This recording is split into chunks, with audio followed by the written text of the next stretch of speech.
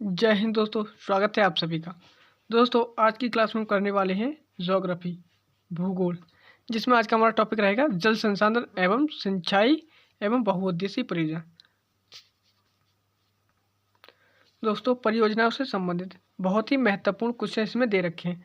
तो दोस्तों आप हर प्रश्न का एक छोटा सा नोट्स बना के नोट करते हुए चलना है। व्याख्या भी दे रखी है इसकी, हम वो भी पढ़ते हुए चलेंगे। जब आप इसका रिवीजन करेंगे तो आपको आसानी से चीज़ें याद होती चली जाएंगी, नहीं तो आप फिर से भूल जाएंगे। तो दोस्तों आप इसे नोट करते हुए चलेंगे। तो दोस्तों आज का हमारा पहला प्रश्न है, जेरी स्पेकिंग किससे संबंधित संकल्पना है। जो जेरी स्पेकिंग है वो किससे संबंधित है, तो वो किससे संबंधित है, तो वह जल बचाव से संबंधित भूसु दर्शनीकरण, जल बचाव से संबंधित भूसु दर्शनीकरण से संबंधित है।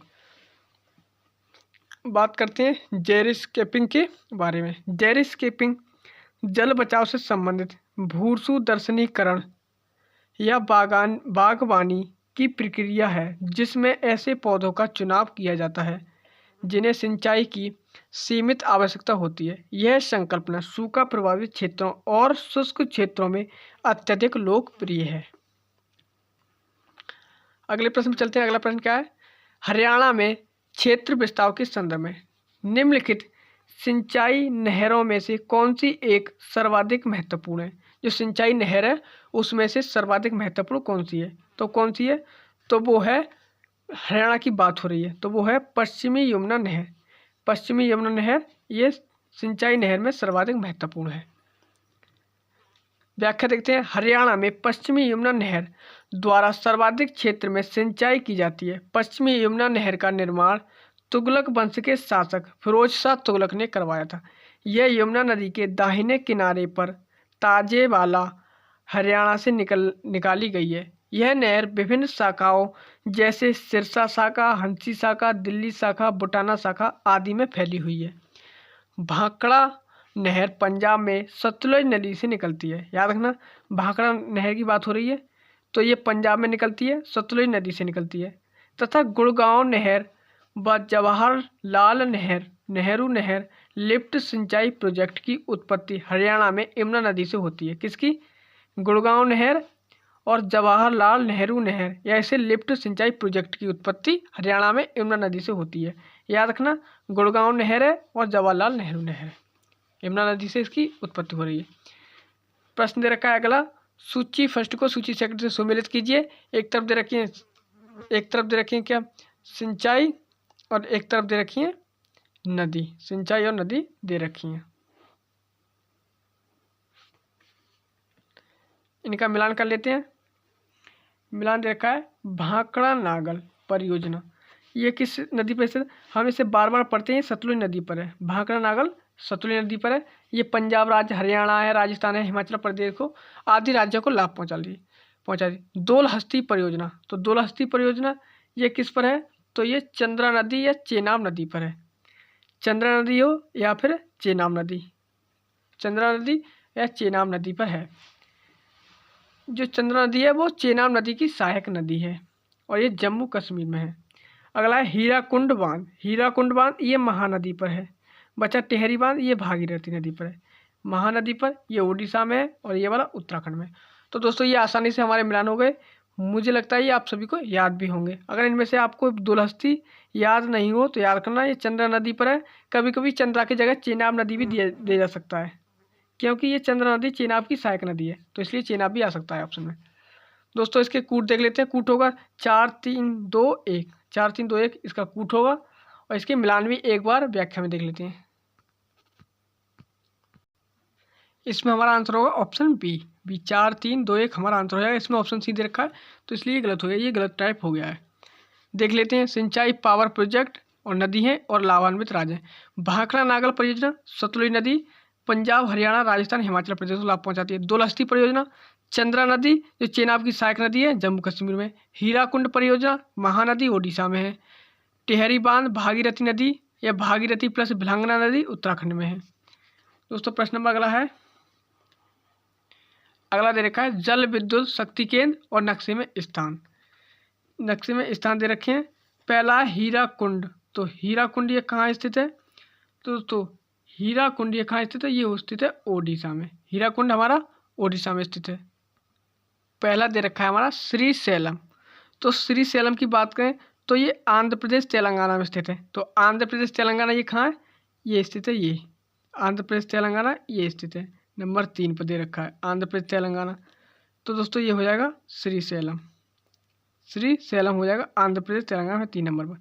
अगला है सबरीगिरी, तो स्थित है ये केरल में। सबरीगिरी केरल में स्थित है, तो ये हो जाएगा 4 पर।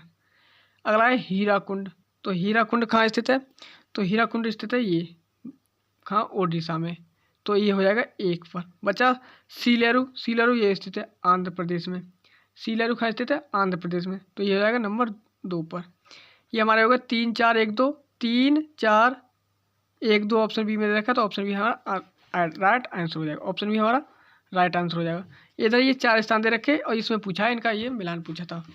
तो ये है ओडिशा, ये है श्रीशैलम आंध्र प्रदेश, ये आंध्र प्रदेश तेलंगाना की सीमा पर कौन सा है? सब श्रीशैलम और सबरीगिरी ये केरल में स्थित है। और 3 नंबर पर सॉरी 1 नंबर पर हमारा ओडिशा में हो जाएगा।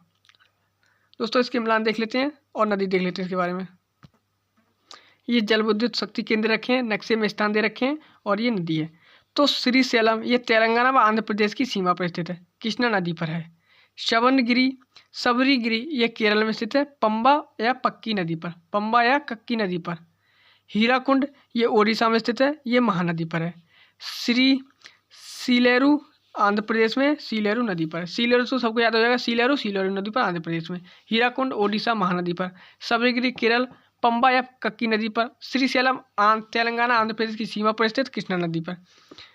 अगला प्रश्न है कृष्णा नदी पर निम्नलिखित में से कौन सा बांध निर्मित किया गया है? तो कृष्णा नदी पर कौन सा बांध निर्मित किया गया है? कृष्णा नदी पर कौन सा बांध हो? तो श्रीशैलम बांध। हम पीछे देख चुके हैं तेलंगाना एवं आंध्र प्रदेश की सीमा पर श्रीशैलम बांध। जानते हैं चारों बांधों के बारे में। व्याख्या में दे रखा है कृष्णा नदी पर श्रीशैलम बांध निर्मित किया गया है। इसके अतिरिक्त कृष्णा नदी पर नागार्जुन सागर परियोजना एवं अलमाटी बांध परियोजना है। तो याद रखना कृष्णा नदी पर श्रीशैलम बांध है, नागा अर्जुन सागर परियोजना है, अलमाटी बांध है। ये 3 कृष्णा नदी पर है। बात करते हैं उकाई बांध। उकाई बांध ये गुजरात में ताप्ती नदी पर निर्मित, इसे बल्लभ सागर बांध के नाम से भी जाना जाता है। 2 पॉइंट है, उकाई बांध ताप्ती नदी पर और उकाई बांध को बल्लभ सागर बांध के नाम से भी जानते हैं। मैत्तूर बांध या मैट्टूर बांध बोलते हैं इसे, मैत्तूर या मैट्टूर 2 नाम से जानते हैं इसे, मैट्टूर या मैट्टूर बांध तमिलनाडु के सेलम जिले में कावेरी नदी पर निर्मित किया गया है। मैट्टूर बांध कावेरी नदी पर है। कृष्णराज सागर बांध ये कर्नाटक में कावेरी नदी पर बनाया गया है। कृष्णराज सागर बांध ये कर्नाटक में है। मैट्टूर बांध तमिलनाडु के सेलम जिले में है, दोनों कावेरी नदी पर। ये पॉइंट मुख्यतः याद रखना। अगला प्रश्न है भारत में भौम जल के संदर्भ में निम्नलिखित कथनों पर विचार कीजिए। भौम जल के संदर्भ में दोस्तों ये प्रश्न पिछली बार की परीक्षा में भी आया था। भौम जल के संदर्भ में कथन दे रखा है पहला, नलकूपों की सहायता से भौम जल का बड़े पैमाने पर समुपयोजन किया जा रहा है। सम उपयोजन यानी कि उपयोजन के मतलब उपयोग किया रहा है, तो एकदम राइट है। नलकूपों के द्वारा जो भूमि का जल है उसे बड़े पैमाने पर निकाला जाता है, फिर उसका उपयोग किया जाता है, जैसे कृषि में किया जाता है, पीने के योग में भी किया जाता है। तो ऑप्शन ए राइट हो जाएगा। हरित क्रांति के आगमन के साथ साथ भूमि जल का मतलब है भूमि जल की मांग बढ़नी आरंभ हो गई। जब हरित क्रांति स्टार्ट हुई तब पानी की मांग हुई, तो भूमि जल का उपयोग बढ़ना आरंभ हो गया। अगला है सिक्किम, नागालैंड और त्रिपुरा के पहाड़ी क्षेत्रों प्रदेशों में कुल पुनः पूर्ति योग्य भौम जल निश्चय उत्तम है। क्या है? निश्चय उत्तम है। तो दोस्तों ये यहाँ पर ये पहाड़ी क्षेत्र है, तो यहाँ पर उत्तम उच्चतम नहीं है। यहाँ पर भूमि जल का पुनः पूर्ति योग क्या है? उच्चतम नहीं है। तो दोस्तों तीसरा कथन गलत है। 1 और 2 कथन सही है, तीसरा कथन गलत है। तो आंसर ऑप्शन ए हो जाएगा। जान लेते हैं भौम जल के बारे में अच्छे से। व्याख्या में दे रखा है गंगा ब्रह्मपुत्र बेसिन देश का सर्वाधिक भौम जल संपन्न देश है। इसके अंतर्गत उत्तर प्रदेश, बिहार, पश्चिम बंगाल, असम इत्यादि सम्मिलित हैं। यहाँ देश का लगभग 44% भूमिगत जल संसाधन उपलब्ध है। वर्तमान समय में नलकूप भारत में सिंचाई का सर्वाधिक लोकप्रिय साधन है। देश की कुल सिंचित भूमि के लगभग 61.58% भाग की सिंचाई कुओं व नलकूपों से होती है। नलकूपों की सर्वाधिक संख्या उत्तर प्रदेश में। ये पॉइंट याद रखना। कितनी सिंचित भूमि है? तो 61.58% सिंचित भूमि है। सबसे ज़्यादा सिंचित भूमि नलकूपों से तो वो उत्तर प्रदेश में, यानी कि जो ट्यूबवेल होते हैं, नलकूप होते हैं, उससे उत्तर प्रदेश में सबसे ज़्यादा सिंचित क्षेत्र है, याद रखना। हरित क्रांति के आगमन के साथ ही देश के अधिकांश भागों में फसलों के लिए भूमि जल का अनवरत प्रयोग किया गया। कुआं एवं नलकूप सिंचाई के अंतर्गत अत्यधिक भूमि जल के उपभोग के कारण गर्मी के मौसम में भूमिगत जल का स्तर अत्यधिक नीचे चला जाता है, जिसके कारण पेयजल की उपलब्धता में समस्या उत्पन्न होती है। अगला प्रश्न है, समुद्री जल का विलवणीकरण उत्कीर्णन परासरण के प्रयोग द्वारा किया जाता है। विलयन पर प्रयुक्त दाब होता है। तो जो विलयन पर दाब होता है वो कौन सा होता है? तो वो होता है परासरणी दाब से अधिक। परासरणी दाब से अधिक होता है। उत्क्रमित परासरण खारे पानी के विलवीकरण की सर्वाधिक प्रचलित तकनीक है, जिसमें नमकीन या खारे पानी में अत्यधिक दबाव डालकर परासरणी दाब से अधिक दाब पानी से नमक को अलग किया जाता है और विलवीकृत पानी को घरेलू व दैनिक कार्यों हेतु प्रयुक्त किया जाता है। यानी कि समुद्र के पानी को शुद्ध करके फिर उसको क्या किया जाता है, उसको उपयोग में लाया जाता है। अगला प्रश्न है, सूची फर्स्ट को सूची सेकंड के साथ सुमिलित कीजिए। प्रमुख बांध दे रखे हैं और राज्य दे रखे हैं। तो दोस्तों कुछ बांधों को हम पहले पढ़ चुके हैं और कुछ को देख लेते हैं। तो पहला है चिरुथैनी बांध। चिरुथैनी बांध याद रखना, चिरुथैनी बांध ये केरल में स्थित है। इंदिरा सागर बांध ये मध्य प्रदेश में स्थित है।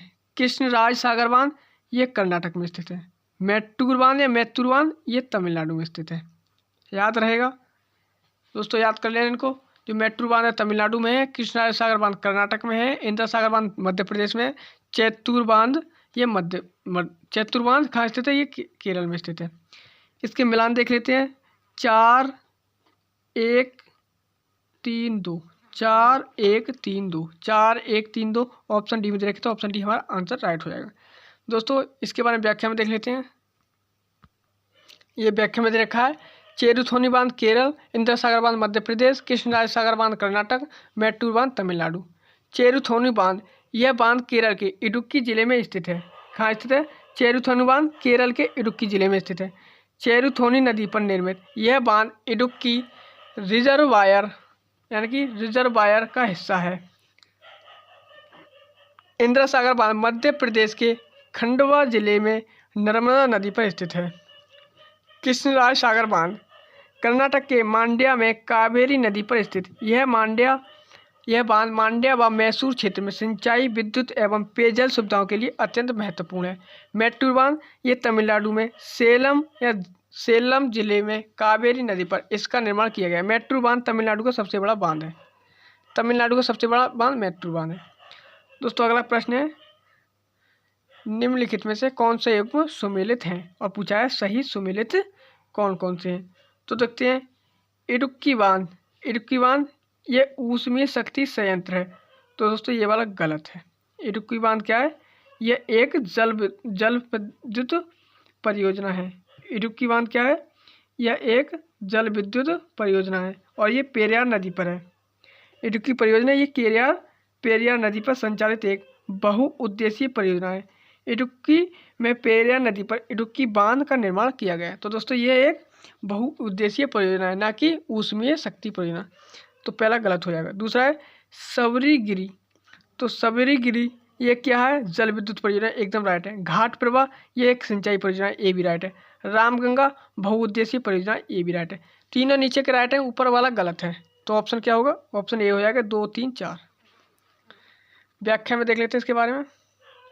सबरीगिरी जल विद्युत परियोजना में कक्की या पंबा नदी रिजर्वायर रिजर्वायर द्वारा जलापूर्ति की जाती है। यह केरल की दूसरी सबसे बड़ी जल विद्युत परियोजना है। केरल की दूसरी सबसे बड़ी जल विद्युत परियोजना है। घाटप्रभा सिंचाई परियोजना के अंतर्गत कर्नाटक में घाटप्रभा नदी पर हिडकल बांध का निर्माण किया गया है। घाटप्रभा जो सिंचाई परियोजना है उसमें घाटप्रभा नदी पर हिडकल बांध का निर्माण किया गया है। याद रखना, प्रश्न में अगर आपसे पूछा जाए हिडकल बांध तो ये घाटप्रभा नदी पर है। रामगंगा बहुउद्देशीय परियोजना के अंतर्गत उत्तराखंड में रामगंगा नदी पर रामगंगा बांध कालागढ़ बांध का निर्माण किया गया। रामगंगा बांध को ही कालागढ़ बांध कहते हैं। इडुक्की परियोजना भी केरल में पेरियार नदी पर संचालित एक बहुउद्देशीय परियोजना है। इडुक्की में पेरियार नदी पर इडुक्की बांध का निर्माण किया गया है। तो दोस्तों ये चारों क्या हो गए, हमारी जो परियोजनाएं थी वो देख ली हमने। दोस्तों अगले प्रश्न में चलते हैं। अब अगला प्रश्न है, भारत में विभिन्न बहुउद्देशीय परियोजनाओं के संदर्भ में निम्नलिखित में कौन सा एक कथन सही नहीं है? कौन सा एक सही नहीं, देख लेते हैं। पहला है मच्छकुंड परियोजना आंध्र प्रदेश और ओडिशा का संयुक्त उपक्रम है। तो दोस्तों पहला कथन एकदम राइट है।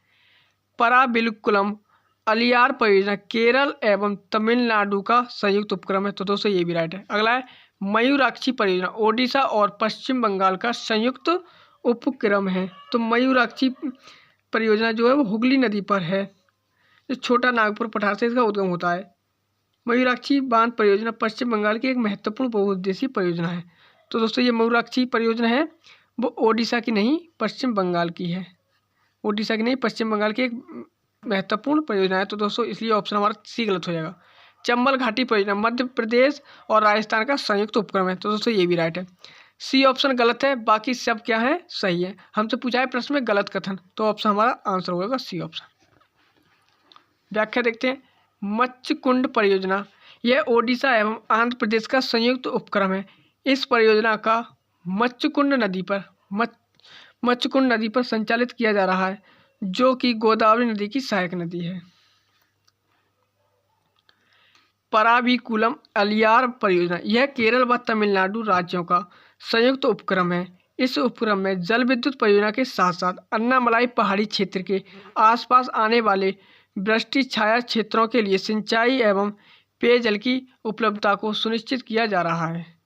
मयूराक्षी परियोजना पश्चिम बंगाल में मयूराक्षी नदी हुगली नदी की सहायक नदी उद्गम इसका छोटा नागपुर पठार से पर निर्मित है। मयूराक्षी बांध पश्चिम बंगाल की एक महत्वपूर्ण बहुउद्देशीय परियोजना है। चंबल घाटी यह मध्य प्रदेश एवं राजस्थान का संयुक्त उपक्रम है। इस योजना के अंतर्गत चंबल नदी पर गांधी सागर बांध राणा सागर एवं जवाहर सागर बांध का निर्माण किया गया है। तो दोस्तों चंबल घाटी परियोजना है जिस पर कौन कौन सा आया, तो गांधी सागर बांध ये मध्य प्रदेश में, राणा सागर बांध ये राणा सागर बांध राजस्थान में, जवाहर सागर बांध ये भी राजस्थान में इसका निर्माण किया गया है। अगला प्रश्न है जल विद्युत परियोजना और एक तरफ रखी नदी। जल विद्युत परियोजना और नदी और पूछा है इसका सही मिलान कौन कौन सा है। तो देखते हैं मैथन परियोजना। तो दोस्तों मैथन परियोजना ये किस पर है? मैथन परियोजना है ये बराकर नदी पर है। मैथन परियोजना बराकर नदी पर है। बराकर नदी दामोदर नदी की सहायक नदी है। ये पॉइंट दोस्तों याद रखना, बराकर नदी दामोदर नदी की सहायक नदी है। अगला है सलाल परियोजना। सलाल परियोजना तो ये चेनाब नदी पर है। चेनाब नदी कहाँ स्थित है? ये चौथे नंबर पर चेनाब नदी पर स्थित है। अगला है राणा प्रताप सागर परियोजना। हम अभी पीछे देखते हैं राणा सागर परियोजना ये चंबल नदी पर है। टेहरी बांध ये भागीरथी नदी पर है। टेहरी बांध भागीरथी नदी पर है। तो इसके मिलान हो गए, मिलान में 3 4 2 3 4 1 2 3 4 1 2 ऑप्शन डी में दे रखे। 3 4 1 2 ऑप्शन डी में दे रखे, तो ऑप्शन डी राइट होगा। इसकी व्याख्या देख लेते हैं। व्याख्या में मिलान दे रखे हैं। मैथन परियोजना धनबाद झारखंड बराकर नदी दामोदर नदी की सहायक नदी है। सलाल परियोजना ये जम्मू कश्मीर में चेनाब नदी पर है। राणा प्रताप सागर परियोजना ये राजस्थान में चंबल नदी पर है। टेहरी परियोजना उत्तराखंड में भागीरथी नदी भिलांगना नदी भी इसी परियोजना से संबंधित है। अगला प्रश्न है बहुउद्देशीय अंतर्राज्यीय सिंचाई परियोजना पोलावरम परियोजना। क्या नाम है? पोलावरम परियोजना किस नदी पर है? तो पोलावरम परियोजना ये गोदावरी नदी पर है। पोलावरम परियोजना गोदावरी नदी पर। पोलावरम के बारे में व्याख्या में देख लेते हैं। तो बहुउद्देशीय अंतर्राज्यीय सिंचाई परियोजना पोलावरम परियोजना गोदावरी नदी पर आंध्र प्रदेश में स्थापित की जा रही है। यह परियोजना ओडिशा, छत्तीसगढ़, तेलंगाना व आंध्र प्रदेश के मध्य विभाजित है।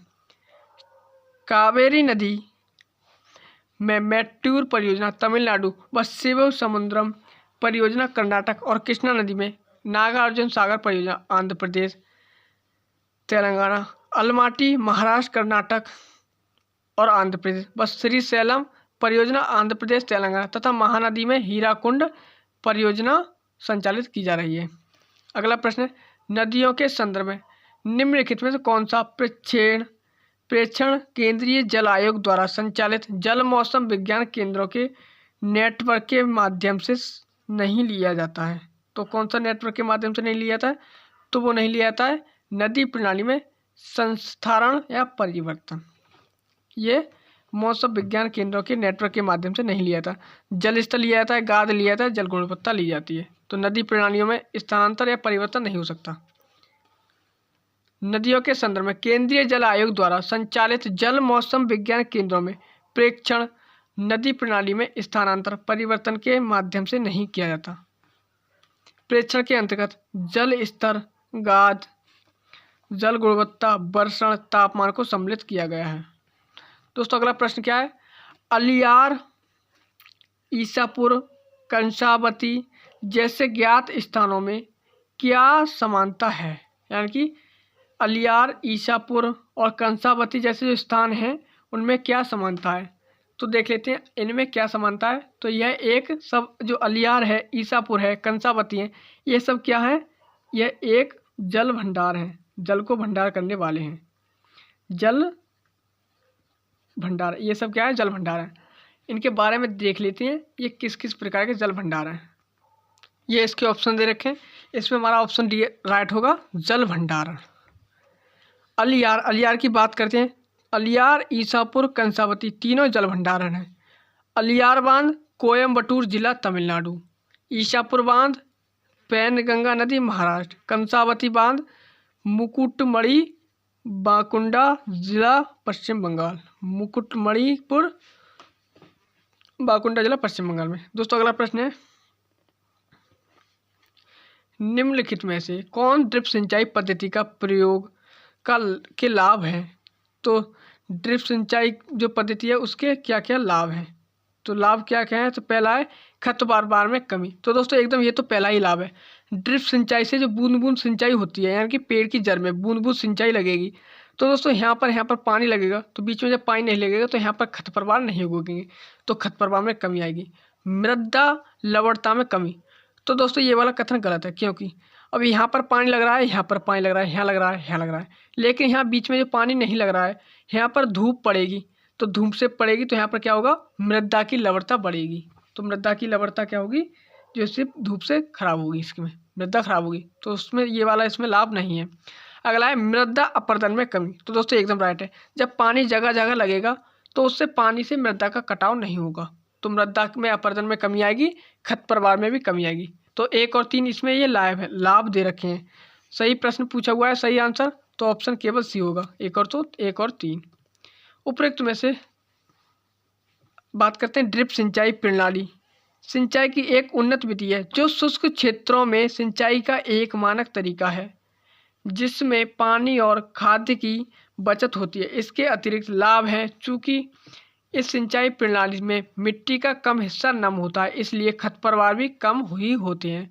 इस विधि में पानी सीधे फसल की जड़ों में दिया जाता है, जिससे मृदा अपरदन में कमी आती है, इसलिए भू अपरदन की समस्या नहीं उत्पन्न होती है। अगला प्रश्न है, निम्नलिखित कथनों पर विचार कीजिए और पूछा हुआ है सही कथन कौन सा है।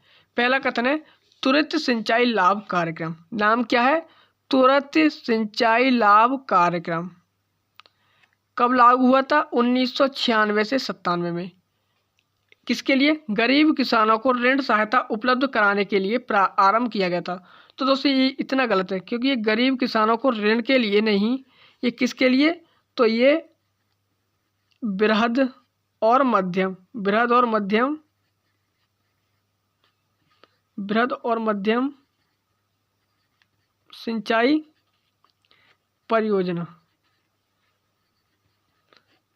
परियोजना को आरंभ करने के लिए किया गया। तो बृहद मध्यम सिंचाई परियोजना को, ना कि ऋण उपलब्ध कराने के लिए, तो इसलिए ये वाला गलत हो जाएगा। दूसरा कथन क्या है, कमांड क्षेत्र विकास कार्यक्रम 1974-75 में जल उपयोग दक्षता के विकास के लिए शुरू किया गया। तो दोस्तों एकदम राइट है। याद रखना, कमांड क्षेत्र विकास कार्यक्रम 1974-75 में जल उपयोग दक्षता के विकास के लिए शुरू किया गया था। ये जल दक्षता उपयोग के लिए शुरू किया गया था। तो दोस्तों दूसरा कथन सही है। तो हमारा ऑप्शन क्या होगा, इसमें केवल 2 सही हो जाएगा। याद रखना, त्वरित सिंचाई लाभ कार्यक्रम 1996-97 में शुरू किया गया, बृहद मध्यम सिंचाई परियोजना के लिए किया गया था।